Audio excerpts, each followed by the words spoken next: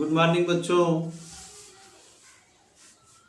मैं उमा शंकर राव, लेक्चरर हिंदी, किसान inter college Mirza मुराद, वाराणसी। बच्चों, जैसा कि आप सभी लोग जानते हैं, इस कोविड-19 महामारी के दौरान ऑनलाइन क्लासेस शुरू हो गए हैं, विद्यालय बंद है। तो बच्चों को पढ़ाने के लिए सरकार ने एक उचित कदम उठाते हुए ऑनलाइन क्लासेस की व्यवस्था की। उसी क्रम में मैं आज आप लोगों के लिए हिंदी का जो सिलेबस है उसके बारे में बताऊंगा, क्योंकि यदि सिलेबस को आप लोग समझ गए तो पूरे पाठ्यक्रम में आपको क्या पढ़ना है, कैसे पढ़ना है, बहुत आसानी से आप इसको समझ जाएंगे। जो वार्षिक परीक्षा होगी, उस वार्षिक बोर्ड परीक्षा में हिंदी, खासतौर से विज्ञान वर्ग, कृषि वर्ग और वाणिज्य वर्ग के छात्रों के लिए सामान्य हिंदी और सामान्य हिंदी का जो पाठ्यक्रम है वह आप लोगों को हम अभी बता दे रहे हैं कि उसका पाठ्यक्रम क्या है, किस तरह से उससे प्रश्न पूछे जाते हैं। तो बच्चों, हिंदी का एक पेपर होता है और वह 100 अंक का होता है, जिसमें 2 पार्ट होते हैं, पार्ट क और ख। तो पार्ट क में जो पढ़ना है आपको, जो पहला प्रश्न होता है वह हिंदी गद्य साहित्य का इतिहास से प्रारंभ होता है। खासतौर से आप देखेंगे कि हिंदी गद्य साहित्य का जो हमारा इतिहास है उससे संबंधित बहुविकल्पीय 5 प्रश्न पूछे जाते हैं और प्रत्येक प्रश्न एक अंक का होता है, जिसमें हिंदी गद्य साहित्य का इतिहास खासतौर से देखा जाए तो आप लोगों के पास हिंदी की पाठ्य पुस्तक होगी। उसको आप शुरुआत में खोलेंगे तो उसमें लिखा होगा अध्ययन अध्यापन के बाद जो हिंदी गद्य साहित्य का इतिहास है उसमें सब विस्तृत दिया हुआ है। उस हिंदी साहित्य का जो गद्य का इतिहास है उसको आप पढ़िए। जो महत्वपूर्ण बिंदु हो उसको अंडरलाइन करिए या अपने पेन और कॉपी लेकर उसे आप नोट कर लीजिए। तो जो पहला प्रश्न होगा हिंदी गद्य साहित्य का इतिहास से, और हिंदी गद्य साहित्य का जो इतिहास है, आपकी जो बुक है गद्य गरिमा में सब कुछ दिया गया है, जिसमें आपको पढ़ना है कि हिंदी गद्य साहित्य के इतिहास पर जो आधारित विभिन्न काल हैं, उन कालों पर आधारित और उन काल के जो लेखक हैं, उन लेखक की जो प्रमुख रचनाएं हैं उस पर आधारित प्रश्न पूछे जाते हैं। 5 प्रश्न पूछे जाएंगे 5 अंक के। इसके बाद दूसरा प्रश्न होगा। दूसरा प्रश्न काव्य साहित्य का इतिहास से होगा, और काव्य साहित्य के इतिहास में आप देखेंगे जो काव्य साहित्य का हमारा विभिन्न काल है, उन कालों पर आधारित जो कवि हैं, उन कवियों की जो रचनाएं हैं उन पर आधारित बहुविकल्पी प्रश्न पूछे जाते हैं। एक प्रश्न होगा जिसके 4 ऑप्शन होंगे, उसमें जो सही होगा आपको उसको टिक करना है, उसको सही का निशान लगाना है।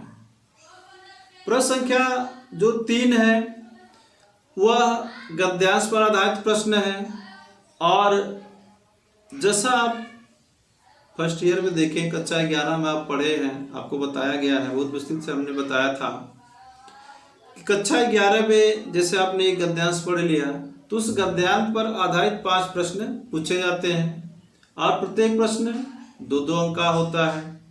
उसी तरह से तीसरा प्रश्न होगा पाठ्यक्रम में निर्धारित गद्यांशों पर आधारित 5 प्रश्न। चौथा प्रश्न होगा पाठ्यक्रम में निर्धारित पद्यांशों पर आधारित 5 प्रश्न। जो आपका काव्य है, काव्य में जो कविता, जिस भी कवि की रचना आप पढ़ेंगे, एक पैराग्राफ पर आधारित आपसे 5 प्रश्न पूछे जाएंगे और उन प्रश्नों का उत्तर देना अनिवार्य है और प्रत्येक प्रश्न 2-2 अंक का होगा। इसके बाद आता है प्रश्न संख्या 5। प्रश्न संख्या 5 में 2 खंड हैं, क और ख। तो खास तौर से देखा जाए तो जो प्रश्न संख्या 5 क है वह पाठ्यक्रम में जो निर्धारित है, जो आपका गद्य है, गद्य गरिमा की जो बुक है, उसमें आप देखेंगे उसके जो लेखक हैं उनका साहित्यिक परिचय, उनकी कृतियां अर्थात उनकी रचनाएं, और खास तौर से देखा जाए उसको शार्ट कर दिया गया है, अधिकतम 80 शब्दों में ही आपको लिखना है और यह आता है आपका 5 अंक का। यानी जो 5वां प्रश्न क होगा वह गद्य साहित्य पर आधारित होता है, गद्य गरिमा पर आधारित होता है। गद्य गरिमा में जो लेखक हैं उनका जीवन परिचय, साहित्यिक परिचय, उनकी रचनाओं के बारे में पूछा जाता है और यह आता है 5 नंबर का, 5 अंक का। और जो 5 ख है तो पाठ्यक्रम में जो निर्धारित है हमारा काव्य है, काव्यांजलि, उसमें जो कवि हैं, कवि का जीवन परिचय, साहित्यिक परिचय और उनकी रचनाओं के बारे में पूछा जाता है और ये भी आता है आपका 5 अंक का। 6वां प्रश्न होगा, 6वां प्रश्न में जो आपका पाठ्यक्रम है, पाठ्यक्रम में जो कहानियां हैं, खास तौर से उन कहानियों के बारे में आपसे पूछा जाता है जिसे अधिकतम 80 शब्द में लिखना है और जो 5 अंक का आता है। कहानियाँ बिल्कुल सिंपल है, एक बार आप पढ़ लेंगे निश्चित रूप से आपको याद हो जाएगा। प्रश्न संख्या 7 है खंड काव्य। खंड काव्य में जो नायक हैं या नायिका हैं उनका चरित्र चित्रण पूछा जाता है। खंड काव्य की विषय वस्तु क्या है उसके बारे में पूछा जाता है, वो भी आपका आता है 5 अंक का।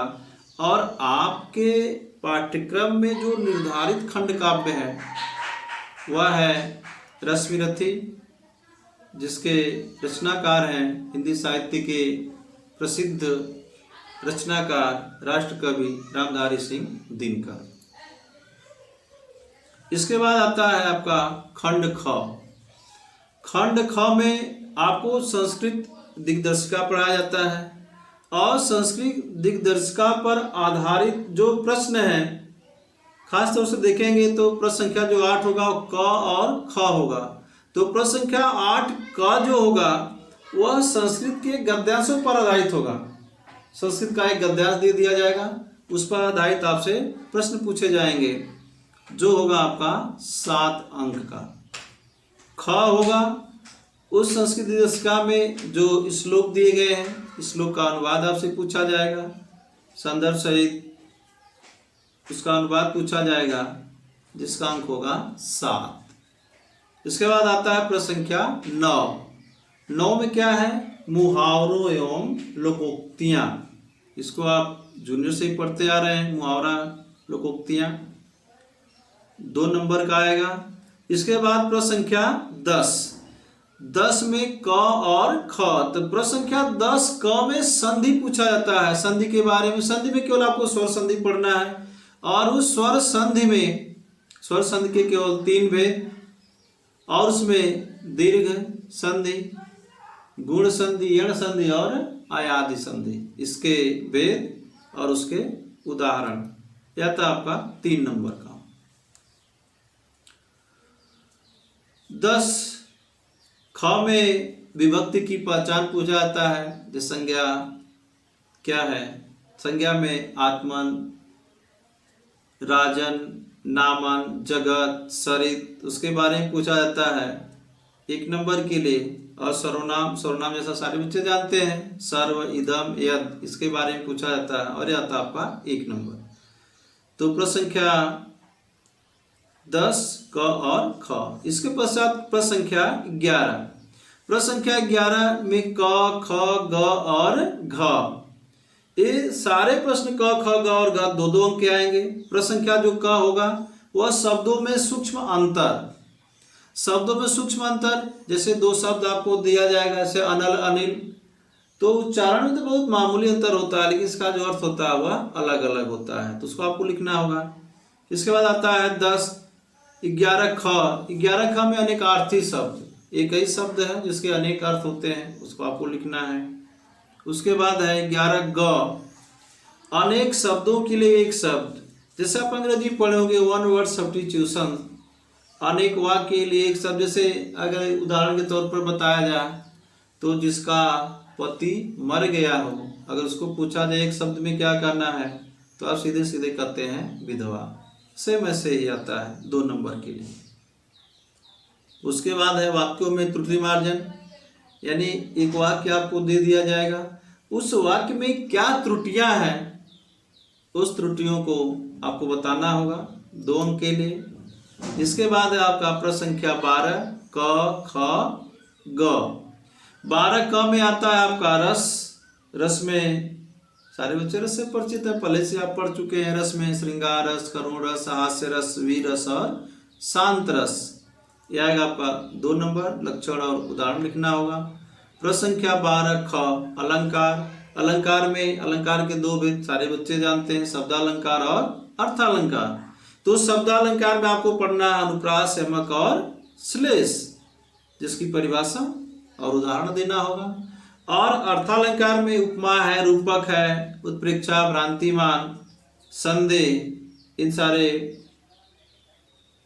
अलंकारों के उदाहरण और उनका लक्षण आपसे पूछेगा 2 नंबर के लिए। इसके बाद आता है प्रश्न संख्या 12 ग, छंद। छंद में चूंकि छंद के जो प्रकार होते हैं, मात्रिक छंद, वर्णिक छंद, मुक्तक छंद, लेकिन आपको केवल मात्रिक छंद पढ़ना है, और मात्रिक छंद में केवल पढ़ना है चौपाई, दोहा, सोरठा और कुंडलियां, जिसके लक्षण यानी उसको उसकी परिभाषा और उदाहरण आएगा आपको 2 नंबर के लिए। इसके बाद आता है प्रश्न संख्या 13 पत्र लेखन। पत्र लेखन में यह देखा जाता है कि आपकी जो रचना कौशल है, आप उसको किस तरह से पत्र लिखते हैं। पत्र लेखन आता है 6 नंबर के लिए, और खास तौर से पत्र लेखन के 3 टाइप्स आते हैं। तो पहला होता है किसी नियुक्ति को लेकर, जैसे किसी विद्यालय में आपको क्लर्क की नौकरी के लिए जॉब करना है तो कैसे आप अप्लाई करोगे, लेक्चरर के लिए करना है तो कैसे आप अप्लाई करोगे। दूसरा आता है बैंक से संबंधित, यदि आपको पढ़ने लिखने के लिए, किसी रोजगार के लिए लोन लेना है तो बैंक मैनेजर को आप किस तरह से आवेदन पत्र देंगे। और तीसरा आता है कि अपने नगर में, अपने गांव में साफ सफाई का ध्यान देना हो, कोई महामारी फैली हो, किसी तरह की प्रॉब्लम हो, पर्यावरण प्रदूषण हो या ध्वनि प्रदूषण हो, किसी तरह की कोई समस्या है तो आप अपने नगर के, अपने जिले के जिलाधिकारी को किस तरह से पत्र लिखेंगे। तो होगा आपका पत्र लेखन, इस कैसे आप राइट करोगे। और लास्ट होगा प्रश्न संख्या 14 निबंध। और निबंध में यह देखा जाता है कि आपकी अभिरुचियाँ कितनी हैं, जिस विषय पर आपसे निबंध लिखा जाता है उसके बारे में आप कितना जानते हैं, कितनी कुशलतापूर्वक आप उसको लिख सकते हैं। इस तरह से हिंदी पेपर में जो सामान्य हिंदी का पेपर है, खासतौर से कृषि वर्ग, विज्ञान वर्ग और वाणिज्य वर्ग के छात्रों के लिए सामान्य हिंदी, और सामान्य हिंदी पूरा जो पेपर आएगा 100 अंक का, जिसमें 2 पार्ट होंगे, पार्ट क 50 अंक, पार्ट ख 50 अंक, 100 अंक का प्रश्न होगा। और 100 अंक में 14 प्रश्न होंगे, जैसा हमने आपको अभी भी बताया है कि सारे प्रश्न कितने कितने नंबर के होंगे। तो पहले आप पाठ्यक्रम पढ़िए, उसको समझिए, कहीं प्रॉब्लम होता है तो आप कमेंट करिए, कॉल करिए, आपका जो संशय है, जो संदेह है उसको दूर किया जाएगा। उसके पश्चात आपको पढ़ाया जाएगा, जो आपका सिलेबस है, सिलेबस के आधारित जो पाठ पढ़ाना है वो आपको ऑनलाइन के माध्यम से एक जो ग्रुप है उस ग्रुप पे प्रेषित किया जाएगा, सेंड किया जाएगा। आप उसको पढ़िए, पढ़ने के बाद समझिए, उसके बाद जहाँ प्रॉब्लम होता है आप कमेंट करिए, कॉल करिए, आपकी समस्या का पूरी तरह से निदान किया जाएगा। धन्यवाद बच्चों।